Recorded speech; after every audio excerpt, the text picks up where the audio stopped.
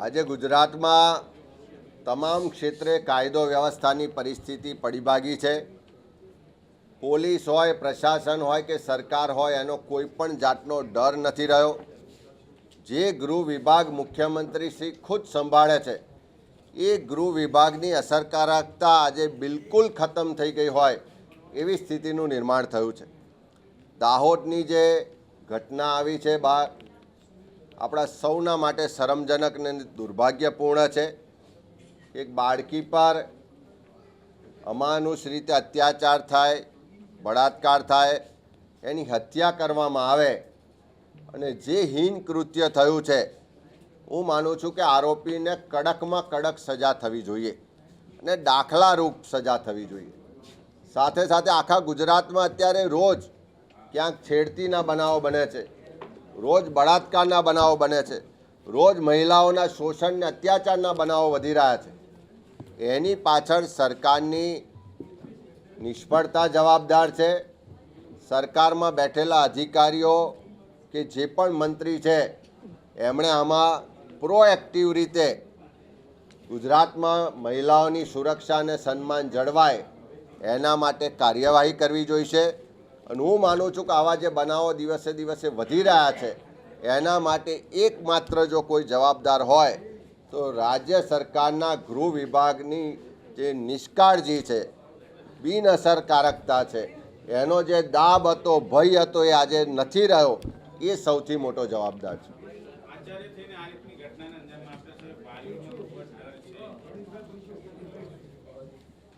દાહોદની એક ઘટના આજે બની છે, પણ સાથે સાથે છેલ્લા કેટલાય સમયમાં તમે જોશો તો ગુજરાતમાં આવી અનેક ઘટનાઓ બની છે।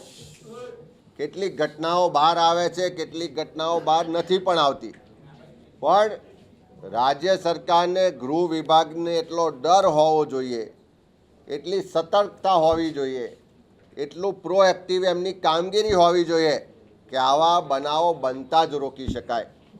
હું માનું છું કે ગૃહ વિભાગ અને એમનું આખું તંત્ર ક્યાંક એમના સરકારી કાર્યક્રમોમાં વ્યસ્ત છે, ક્યાંક અમારા વિપક્ષના લોકોની જાસૂસી કરવા કે એમની પાછળ દેખરેખ રાખવામાં વ્યસ્ત છે, પણ એમની જે જવાબદારી છે કે ગુજરાતના લોકોને સુખ, શાંતિ અને સલામતી સાથે જીવી શકે, એ જવાબદારી નિભાવવામાં ગૃહ વિભાગ દિવસે દિવસે નિષ્ફળ સાબિત થઈ રહ્યું છે। માફિયાઓ હતા, ખનન માફિયાઓ છે, હવે આ નવા સહકારી માફિયાઓ પણ ધીમે ધીમે વધી રહ્યા છે। માંડવી સુગર એ વર્ષોથી ત્યાંના ખેડૂતો શેરડીનું ઉત્પાદન કરે, સુગર ફેક્ટરીમાં માલ આપે અને એમાંથી આર્થિક સમૃદ્ધ થાય એવા ઉદ્દેશ સાથે એની સ્થાપના થઈ હતી। લગભગ 50,000 કરતાં વધારે સભાસદો, અને એનું મેં જે રેકોર્ડ જોયો, એની જમીન, એની ફેક્ટરીની જે પ્રિમાઇસીસ છે, મશીનરી બધાનું જો માર્કેટ વેલ્યુ જોવા જઈએ તો લગભગ 250 કરોડ કરતાં વધારે થાય। જે બેંકની લોન બાકી છે ને બેંકે પણ વેલ્યુએશન કરાયું તો પણ 200 કરોડ કરતાં વધારેનું વેલ્યુએશન થયું હતું। એવું તો રાતોરાત શું થયું કે એની હરાજી કરવામાં આવી અને સહકારી સંસ્થા છે, હજારો સભાસદોનું હિત જોડાયેલું છે, હજારો સભાસદ ખેડૂતોના હજુ એમાંથી લેણા બાકી છે, અનેક કર્મચારીઓનો પગાર બાકી છે, અનેક કોન્ટ્રાક્ટરોને પૈસા લેવાના બાકી છે, અને સરકારનો સીધો કંટ્રોલ હોવા છતાં કલેક્ટર કે બીજા સરકારી વિભાગો એને હરાજીની મંજૂરી આપી જ કેવી રીતે શકે? અને જો મંજૂરી અપાઈ હોય તો પણ એ મંજૂરીનો અમલ કેવી રીતે કરાવી શકે? અને જ્યારે હરાજી થાય જેની વેલ્યુ 250 કરોડ કરતાં વધારે હોય અને 37 કરોડ જેવી મામૂલી રકમમાં કોઈને આ આખી સુગર ફેક્ટરી પધરાવી દેવામાં આવે, એનો સ્પષ્ટ મતલબ છે કે આખું જે ડીલ થયું એમાં કરોડો રૂપિયાનો ભ્રષ્ટાચાર થયો છે। એની જેમ અમારી પાર્ટીએ માંગ કરી છે એમ CBIની તપાસ થવી જોઈએ। અને મારી રાજ્યના મુખ્યમંત્રી શ્રી પાસે સ્પષ્ટ માગણી છે કે આની તપાસ થાય ત્યાં સુધી અત્યારે હરાજી જે કરવામાં આવી છે જે 37 કરોડ રૂપિયામાં આપવાની વાત છે એ તાત્કાલિક અટકાવવી જોઈએ. જે પણ હરાજી થઈ છે એને રદ કરવી જોઈએ.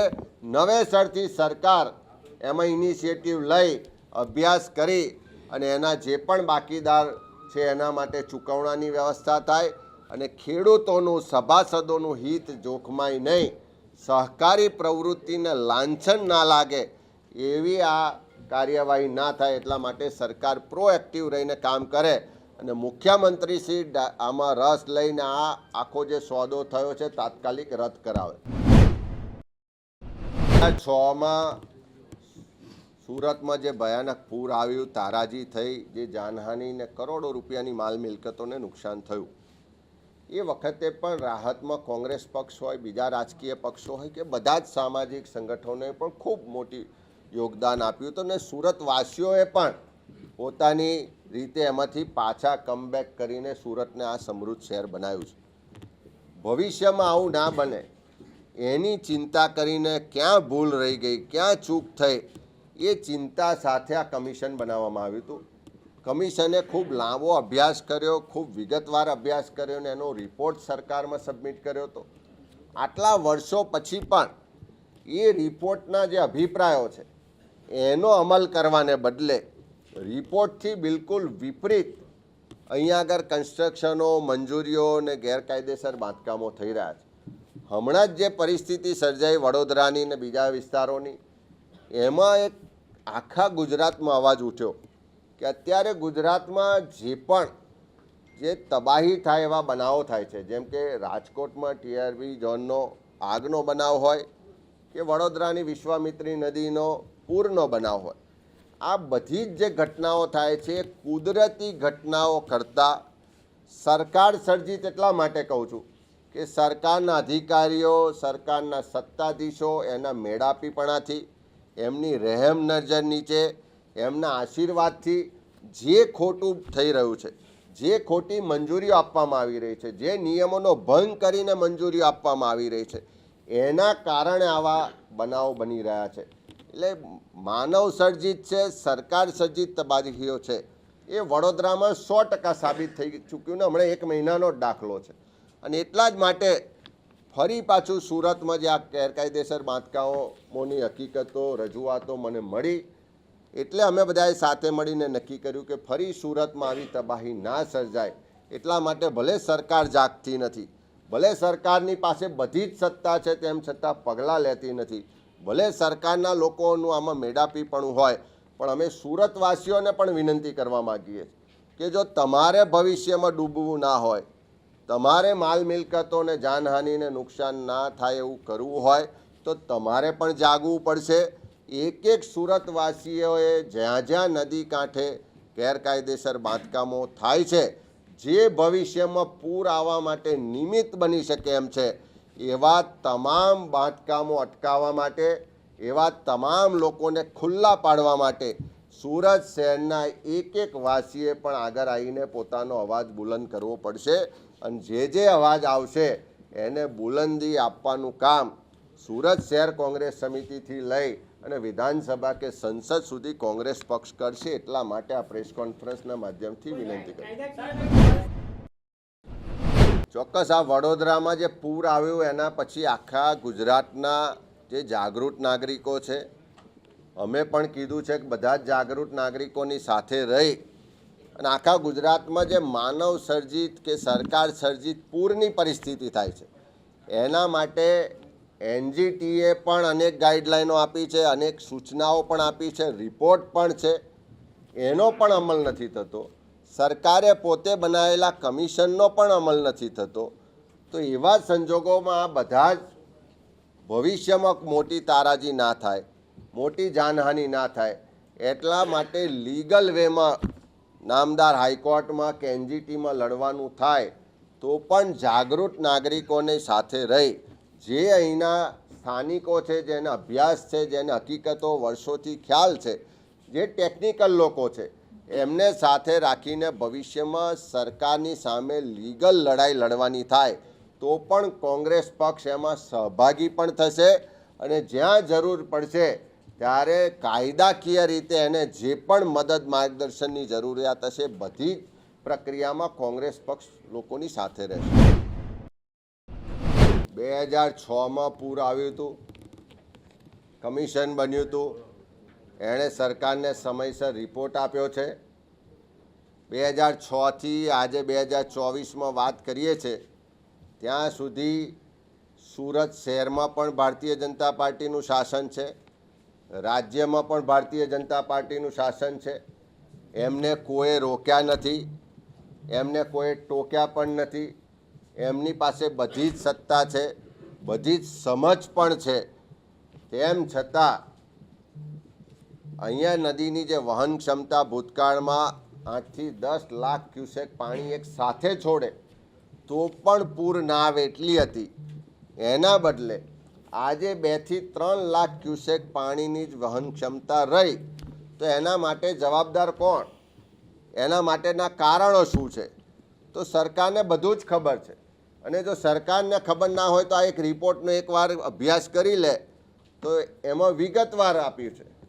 તો એ નહીં કરવાને કારણે આજે આ પ્રેસ કોન્ફરન્સના માધ્યમથી ચિંતા વ્યક્ત કરવી પડી છે. અને હું માનું છું કે અમને જે ચિંતા છે એ તમને ને એક સુરતવાસીને, એક ગુજરાતના દેશના લોકોને પણ ચિંતા છે. કારણ કે સુરત ખાલી એક શહેર નથી, આખા દેશનું એક ફાઇનાન્શિયલ હબ પણ છે. અહીંયા કોઈ પરિસ્થિતિ બગડે, અહીંયા કોઈ બનાવ બને તો એની સીધી અસર ગુજરાત, દેશ ને દુનિયામાં પણ થવાની છે. એટલે આ જાગૃતતા, અવેરનેસ લાવી અને આવતું ચોમાસું આવે એ પહેલાં આના માટેની કડક કાર્યવાહી થાય, યોગ્ય પગલાં લેવાય. જેમ આપે કહ્યું કે સરકાર કહે છે, સત્તાધીશો કહે છે કે 11 લાખ ક્યુસેક પાણી વહન થાય એવો અમે પ્રોજેક્ટ લાવીશું. હું માનું છું કે 2006થી આજે આટલા વર્ષમાં, 18 વર્ષમાં તો પ્રોજેક્ટ કોઈ લાયા નથી. તમારે બધાને પણ જોઈએ તો એના જે સૂચનો, અભિપ્રાયો છે એ સ્પષ્ટ રીતે રજૂ થયા છે. એક તરફ ડેમમાંથી પાણીનો સંગ્રહ, એને કેવી રીતે છોડવું એના માટેના સ્પષ્ટ અભિપ્રાયો છે. એની નીતિમાં ફેરફાર કરવા માટેના પણ સ્પષ્ટ અભિપ્રાયો છે. અને સાથે સાથે જે તાપી કાંઠા, સુરત શહેરની આસપાસના વિસ્તારો છે કે જ્યાંથી પાણી દરિયામાં જાય અને દરિયામાં જતું પાણી જે રીતે રોકાય છે એના કારણે જે સુરતમાં તબાહી થઈ એ ભવિષ્યમાં ના થાય એની ચિંતા પણ રિપોર્ટમાં કરવામાં આવી છે. હાલમાં જ જે બરોડા શહેરમાં વિશ્વામિત્રી નદીમાં પૂર આવ્યું અને જે રીતની તબાહી સર્જાઈ છે, જે રીતનું નુકસાન ને જાનહાનિ થઈ છે, એની પાછળ સ્પષ્ટ એવું જોવામાં આવ્યું કે જે નદી કાંઠાના વિસ્તારો હતા જેને કોઈપણ નો કન્સ્ટ્રક્શન ઝોન તરીકે, ગ્રીન ઝોન તરીકે રાખવાના હોય, જે નદી કાંઠાની રિવાઇલ્ડ લેન્ડ છે એમાં કોઈપણ જાતનો ઝોન ફેરફાર કરીને બાંધકામ કરવાનું ના હોય, એના બદલે ભ્રષ્ટાચારથી જે રીતે મંજૂરીઓ અપાઈને બાંધકામો થયા એના કારણે વડોદરા શહેર ડૂબ્યું અને આટલી મોટી તબાહી સર્જાઈ. જસ્ટિસ સુગનાબેન ભટ્ટના કમિશન દ્વારા ફરી સુરતમાં તબાહી ના સર્જાય એની ચિંતા કરીને જે અભિપ્રાયોને જે એમના અવલોકનો રિપોર્ટમાં છે એનો સરેચોક ભંગ આજે સુરતમાં થઈ રહ્યો છે.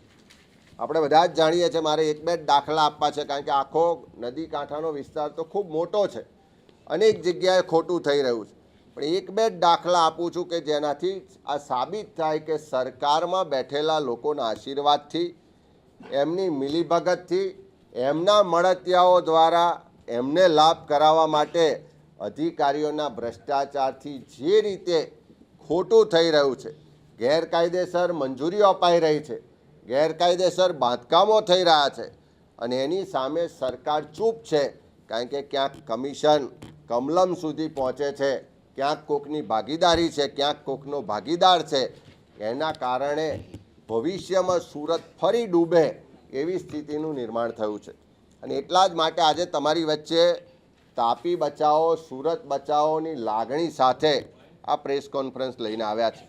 આપણે બધા જ જાણીએ છીએ કે જે રિપોર્ટમાં પણ કીધું છે કે જે તે વખતે જે ડૂબમાં જતા ગામો છે તમે અહીંયા નજીકના જ ગામો લો તો ડુમસ છે, ગવિયર છે, મગદલ્લા છે, ભાટપોર છે, ભાટા છે, પાલ છે, અડાળલ ડજણ હોય, રાંદેલ હોય કે મોટા વરાછા હોય, આવા અનેક ગામો લગભગ 17 કરતાં વધારે ગામો છે જે ભૂતકાળમાં વિસ્તારો ડૂબમાં ગયા છે, સર્વે નંબરો ડૂબમાં ગયા છે. એનો વિગતવાર અભ્યાસ સરકાર પાસે છે.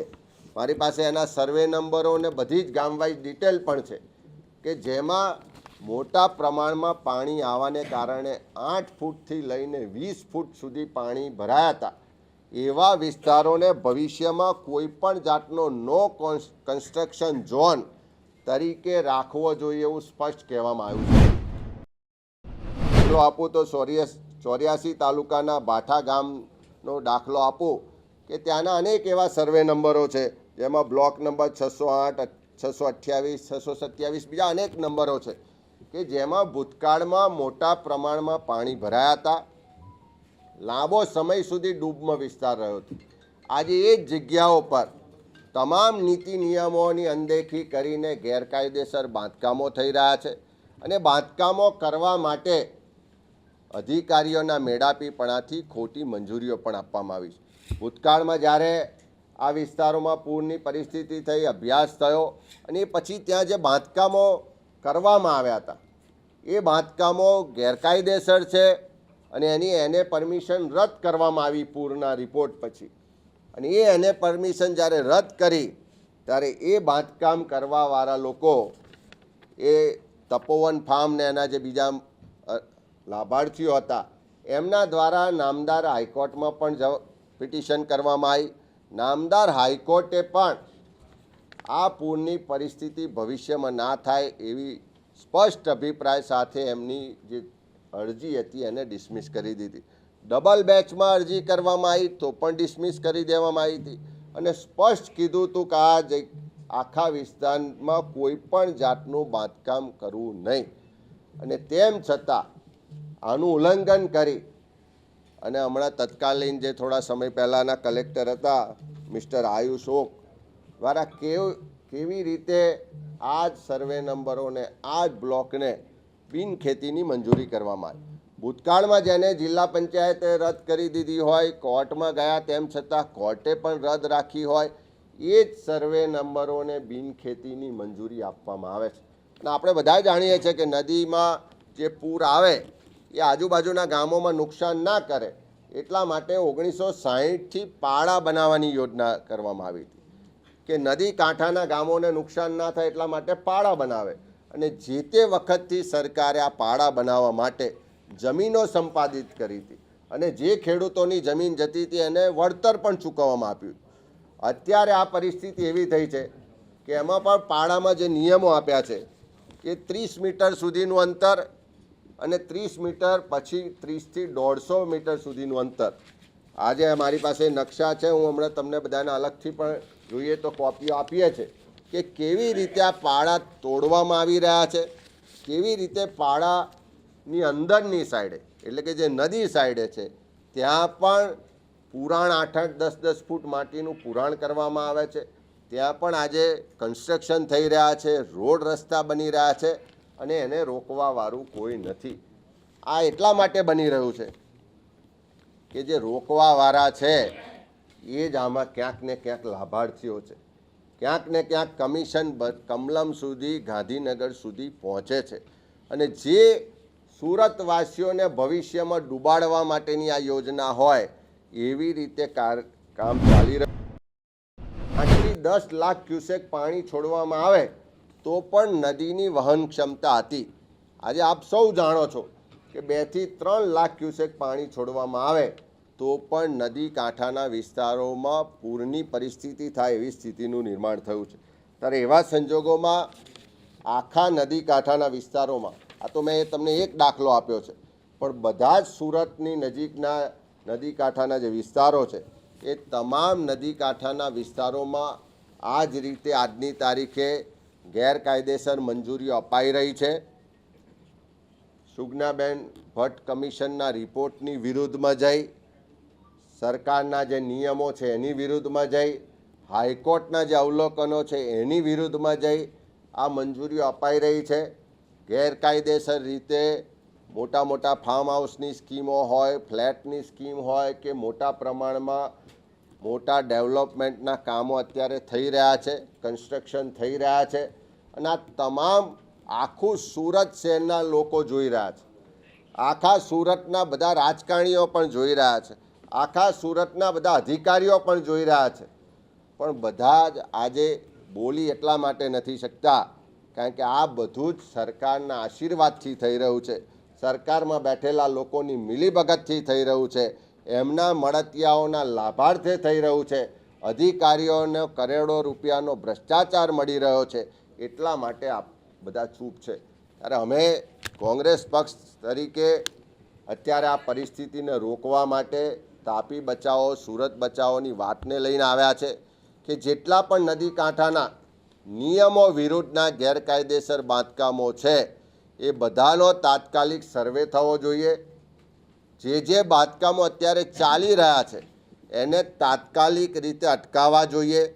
જે નિયમોનો ભંગ કરી, હાઈકોર્ટના આદેશનો ભંગ કરી, કમિશનના રિપોર્ટની વિરુદ્ધ જે મંજૂરીઓ આપવામાં આવી છે એ તમામ બિનખેતીની કે બાંધકામની મંજૂરીઓ તાત્કાલિક રદ કરવામાં આવે અને નહીં ખાલી બાંધકામ કે બિનખેતીની મંજૂરીઓ રદ કરે પણ જે જવાબદાર અધિકારીઓ છે, જે જવાબદાર મોટા બિલ્ડરો કે મોટા કન્સ્ટ્રક્શન કરવાવાળા ભૂમાફિયાઓ છે એ લોકો સામે કડક કાર્યવાહી કરવામાં આવે એવી માગણી કરીએ છીએ. સાથે સાથે તો આપણે કુદરતનો આભાર માનીએ કે આ વર્ષે અતિવૃષ્ટિ થઈ પણ સુરતમાં એવી સ્થિતિનું નિર્માણ ના થયું, પણ આવતા વર્ષે શું સ્થિતિ હશે આપણે કોઈ જાણતા નથી. આ સુરતવાસીઓને, સુરત શહેરને ફરી ડૂબતું જોવા આપણે માગતા નથી. 2006માં જે તબાહી થઈ હતી, જે તારાજી થઈ હતી, જે જાનહાનિ થઈ હતી એ ફરી ના થાય એટલા માટે આજથી જ જાગવું પડશે. હું સરકારને પણ કહેવા માગું છું, અહીંયા ભારતીય જનતા પાર્ટીના પ્રદેશ પ્રમુખ પણ સુરત શહેરમાંથી આવે છે, હવે તો કેન્દ્રીય મંત્રી પણ છે અને જળ સંપત્તિનો વિભાગ પણ છે, રાજ્યના ગૃહ રાજ્યમંત્રી પણ સુરત શહેરમાંથી આવે છે અને હું માનું છું કે સરકાર પર અત્યારે સુરતનો બહુ મોટો કંટ્રોલ છે. તો જો સુરતનું હિત તમારા મનમાં હોય, ભવિષ્યમાં સુરત ના ડૂબે એની તમને ચિંતા હોય, આ સુરતવાસીઓ ભવિષ્યમાં બરબાદ ના થાય એવી તમને જો લાગણી હોય તો તાત્કાલિક આ ગેરકાયદેસર જે મંજૂરીઓ આપવામાં આવી છે એને રદ કરવામાં આવે, તાત્કાલિક આ જે ગેરકાયદેસર બાંધકામો થઈ રહ્યા છે એને રોકવામાં આવે અને આખા નદી કાંઠાનો સર્વે કરી અને જસ્ટિસ સુગનાબેન ભટ્ટનો જે કમિશને રિપોર્ટ આપ્યો હતો કે 2006માં જે તબાહી થઈ એવી તબાહી ભવિષ્યમાં ના થાય એની ચિંતા કરી બધા જ સુરત શહેરના વિદ્વાન લોકો, નિષ્ણાતોનો અભિપ્રાય, ટેકનિકલ, જિયોગ્રાફિકલ અભ્યાસ કરીને જે રિપોર્ટમાં ભલામણો કરવામાં આવી છે એના વિરુદ્ધનું જે અત્યારે બાંધકામ કે કાર્યવાહી થઈ રહી છે એને અટકાવવા માટે સુરતના ભાજપના સત્તાધીશો પણ આગળ આવે. અમે વિપક્ષ તરીકે કોંગ્રેસ પક્ષ માગણી કરીએ છીએ કે તાપી બચાવો, સુરત બચાવો અને ભવિષ્યમાં સુરતને ડૂબતું બચાવો. એના માટે જે પગલાં લેવા હોય એ પગલાં ભરે સરકાર, તાત્કાલિક ભરે અને એમાં અમારા તરફથી સંપૂર્ણ સહયોગ રહેશે. કોઈ પણ જગ્યાએ કદાચ કોઈ કોંગ્રેસમાં માનવાવાળો કે કોંગ્રેસનો સમર્થક કે કોઈ અમારા વ્યક્તિનું પણ દબાણ હશે તો પણ અમારી લાગણી છે કે કોઈ પણ વાલા દાવલાની નીતિ રાખ્યા સિવાય, કોઈની પણ શરમ રાખ્યા સિવાય આ સુરતને ભવિષ્યમાં ડૂબતું બચાવવા માટે આ કાર્યવાહી તાત્કાલિક કરો એવી માગણી કરી. શિક્ષણ એ સરકારની પ્રાથમિક જવાબદારી છે અને એમાં પણ જે ગરીબ પછાત વર્ગના વિદ્યાર્થીઓ છે એને ભણવામાં મદદ મળે, પ્રોત્સાહન મળે એટલા માટે શિષ્યવૃત્તિ આપવાની યોજના વર્ષોથી ચાલે છે. એમાં ખાસ કરીને એસસી, એસટી, ઓબીસી, માઇનોરિટી સમાજના જે વિદ્યાર્થીઓ છે એને અલગ અલગ હેડે શિષ્યવૃત્તિ મળતી હોય છે ને વર્ષોથી જોવામાં આવ્યું છે કે કોઈ પણ જાતની દખલ વગર આ શિષ્યવૃત્તિ સરળતાથી મળે, સમયસર મળે અને એને ભણવામાં મદદરૂપ થાય એના પરિવાર પર જે આર્થિક બોજાને કારણે એનું શિક્ષણ વંચિત ના રહે એના માટે આ યોજના ચાલતી હોય છે. પણ છેલ્લા કેટલાય સમયથી સરકારનું જે ફોકસ શિક્ષણ હોવું જોઈએ એ ક્યાંક ને ક્યાંક નહીં હોવાને કારણે, જે પ્રાથમિકતા શિક્ષણ વિભાગ હોવો જોઈએ એ નહીં હોવાને કારણે અનેક રીતે શિક્ષણમાં અવનવા પ્રશ્નો પણ આવી રહ્યા છે અને એના કારણે શિક્ષણનું સ્તર પણ કથળી રહ્યું છે, ડ્રોપ આઉટ રેશિયો પણ વધી રહ્યો છે. શિષ્યવૃત્તિ શાળા શરૂ થાય, એનરોલ થાય વિદ્યાર્થીઓ, એ જ સમયે દરખાસ્ત થઈ જાય અને એક જ મહિનામાં મળવી જોઈએ. પણ કમનસીબે શિક્ષણ વિભાગની નિષ્ક્રિયતાને કારણે, એના નિયમોની આંટીઘૂંટીઓ ઊભી કરવાને કારણે એક પરિપત્ર કરવામાં આવ્યો કે મૂળ ગુજરાતી હોય એને જ આ શિષ્યવૃત્તિનો લાભ મળશે. એનાથી પણ ખૂબ વિસંગતતા ઊભી થઈ. સાથે સાથે કેવાયસીની વાત કરવામાં આવી કે પુરાવા લાવો, એના કારણે પણ વિસંગતતા ઊભી થઈ.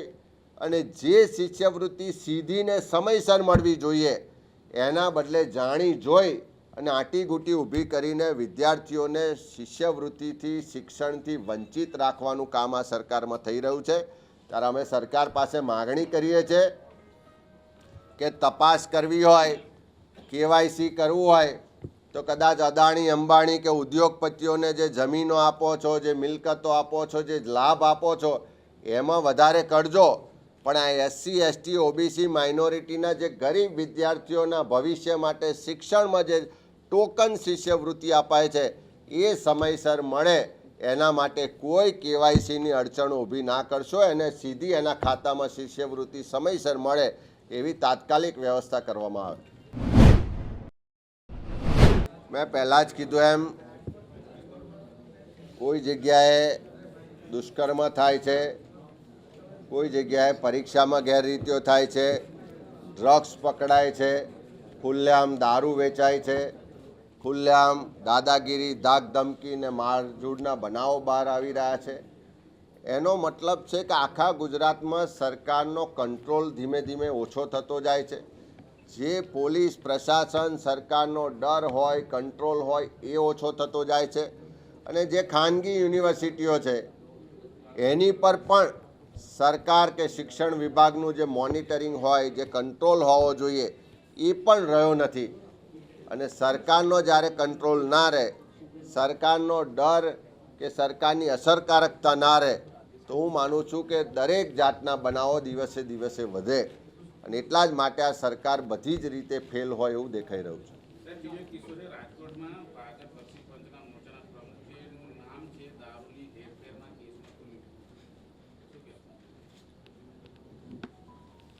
ગુજરાતમાં દારૂ હોય, ડ્રગ્સ હોય, જમીનોના કબજા હોય, ગેરકાયદેસર ખનન હોય, ભૂતિયા કચેરીઓ હોય, નકલી અધિકારીઓ અને નકલી કાંડ હોય, આ બધી જ જગ્યાએ ક્યાંક ને ક્યાંક છેડા તો કમલમમાં અડતા જ હોય છે.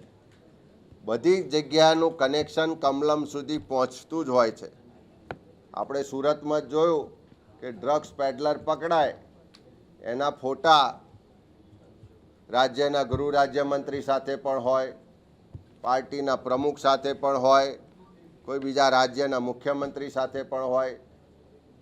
રાજકોટમાં બળાત્કારીનો જેની પર આક્ષેપ હોય એના ફોટા પણ ક્યાંક મંત્રીઓ સાથે હોય. એટલે કહેવાનો મતલબ છે કે ગળામાં કેસરી ખેસ નાખો અને ગેરકાયદેસર પ્રવૃત્તિઓ, અનૈતિક પ્રવૃત્તિઓ કરવા માટેનું લાયસન્સ મેળવો એવી સ્થિતિનું આજે ગુજરાતમાં નિર્માણ છે. જે પણ ગેરકાયદેસર પ્રવૃત્તિઓ થાય, જે પણ દબાણની કે ખોટી પ્રવૃત્તિઓ થઈ રહી છે, બધી જ જગ્યાએ ક્યાંક ને ક્યાંક સરકારમાં બેઠેલા લોકોના આશીર્વાદ, એમના મળતિયાઓ દ્વારા થઈ રહી છે. અને એનો ભોગ આજે ગુજરાતની જનતા બની રહી છે. દાહોદની અંદર ધોરણી પ્રાથમિક શાળામાં જે દુઃખદ ઘટના ઘટી છે, નરાધમ શિક્ષક એ જ ગામનો શિક્ષક હતો ને એ જ ગામમાં આચાર્ય તરીકે સેવા કરતો દરેક શિક્ષક તરીકે એની ફરજ બજાવતો. દીકરી પર દુષ્કર્મ કરવાના હેતુસર જ્યારે એમણે ગળું દબાવીને આ રીતે મોતને ઘાટ ઉતારી, ત્યારે એમના પરિવારજનોને હું સાંત્વન આપું છું. જ્યારથી દીકરીના એ સમાચાર મેં મીડિયામાં સાંભળ્યા ત્યારથી ત્યાંના જિલ્લા શિક્ષણ અધિકારી, એસપી દાહોદ બધાની જોડે હું સંપર્કમાં હતો. એમના પરિવાર સાથે એસપી અને અમારું શિક્ષણ વિભાગની ટીમ સતત સંપર્કમાં. આ નરાધમ પકડાઈ ગયો છે અને એમને ફાસ્ટ ટ્રેક કોર્ટની અંદર આ કેસ ચલાવવામાં આવશે. અમારી ટીમ આખી એમના પરિવાર, દીકરીના પરિવાર સાથે રહી એમને ન્યાય અપાવવાનો પૂર્ણ પ્રયાસ કરશે. આ ઘટના જ્યારે ઘટી છે ત્યારે હજારોની લાખો શિક્ષણ પ્રેમીઓ, શિક્ષકો જે હજારો શિક્ષકો સારી રીતે સેવા કરી રહ્યા, અને હું પોતે બધા શિક્ષણ વિભાગ સાથે સંકળાયેલા બધા જ શરમથી નીચું જોવા જેવી વાત છે. કારણ કે એક શિક્ષકે આવું કૃત્ય કર્યું છે. કોઈ પણને બક્ષવામાં નહીં આવે. સરકારી શાળા હોય, પ્રાઇવેટ હોય કે મોહલ્લો હોય કે ગરીબ વસાહત, આ બાબતમાં અનેક નરાધમોને ફાંસીની સજા અને અનેક નરાધમોને કાયમી કારાવાસની સજા સરકારના પોલીસ દ્વારા કરવામાં આવી છે. હું દરેક વાલીઓને બધાને વિનંતી કરું, નાની એવી કમ્પ્લેન હોય, કોઈ પણ નહીં હોય, માત્ર શાળા રિક્ષામાં લઈ જતા બાળકને, કારના ડ્રાઈવરને, કોઈ પણ નાની એવી કમ્પ્લેન હોય તો તુરંત પોલીસ અથવા તો અમારા શિક્ષણ વિભાગ, જિલ્લા શિક્ષણ અધિકારી એને કમ્પ્લેન કરવી જોઈએ, જેથી કરીને આ પરિણામ ન આવે અને એનું પોઝિટિવ પરિણામ અમે પ્રાપ્ત કરી શકીએ. હું આ દુઃખની ઘટનાએ પરિવારને હું સાંત્વન પાઠવી રહ્યો છું અને આ કેસમાં પરિવાર સાથે શિક્ષણ વિભાગની દરેક ટીમ ત્યાં એમને મદદરૂપ થશે. ગુજરાતની અંદર જ્યારે આવા કોઈ પણ પોસ્કો એક્ટની અંદર આવા કેસ બન્યા છે, એમને 1 મહિનાની અંદર, 72 દિવસની અંદર, 100 દિવસની અંદર ફાંસીની સજા થાય ત્યાં સુધીના એક્શન લેવાના છે. આમાં પણ આ નરાધમને કોઈ પણ સંજોગે, કોઈ પણ બાબતમાં ક્યાંય કાચું નહીં કપાય અને એમને ક્યાંય છૂટવાની તક ન મળે એવી પોલીસ અને ત્યાંની એસપીની આખી ટીમ દિવસ રાત મહેનત કરી રહી છે. અને આજે જે આ ઘટના ઘટી છે શિક્ષણ જગત માટે શરમજનક છે. કારણ કે હજારો શિક્ષકો ખૂબ સારી સેવા કરી રહ્યા છે. એમને પણ દુઃખ થતું હોય છે, દુઃખ થશે. કારણ કે શિક્ષકના નામે એક રાક્ષસી કૃત્ય આ શિક્ષકે કર્યું છે અને એમને સજા થશે એ ચોક્કસની વાત છે.